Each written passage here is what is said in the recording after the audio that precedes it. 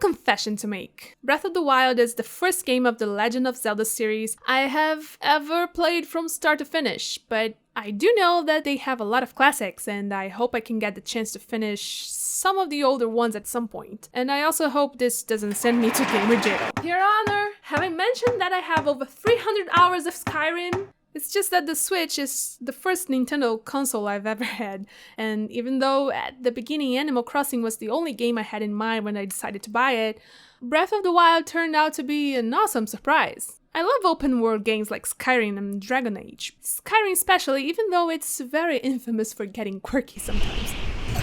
I just love being able to choose my own adventure in these games, I guess. Sometimes when I get home from doing whatever, or just having some nasty day online, it's just fun to sit on the couch and chill for a couple of hours, exploring fantasy lands and spreading mayhem occasionally. And this brings me straight to today's video, which is Breath of the Wild, I think. Look guys, I know that at this point everybody has heard about this game, but one of these days, aliens will be watching this video and I want our great friends to have some context for this one.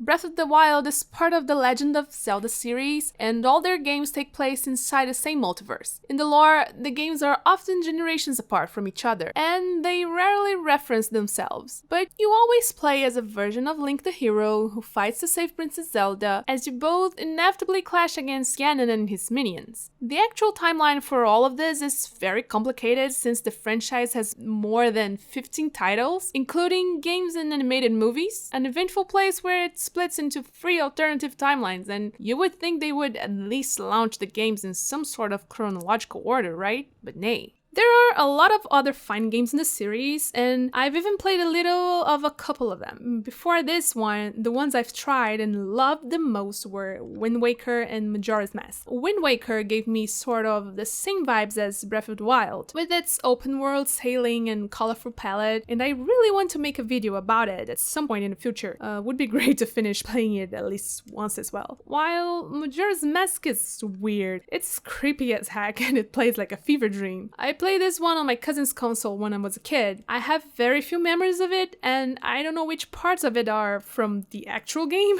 and which ones are just post-traumatic nightmares. And of course, I loved every minute of it. So even though Breath of the Wild plays like most other Zelda games, you play as the silent hero, travel the world in order to save the princess you're sworn to protect, and meet some jazzy folks along the way. It has a completely original feel to it. I won't spoil the story if you are someone who has never played it before, but since it's the most open world game of the series, this is the first time you can experience the joys of being sidetracked from the main storyline to do fun stuff like horse catching, cooking, temple diving, and finding these sneaky fellas.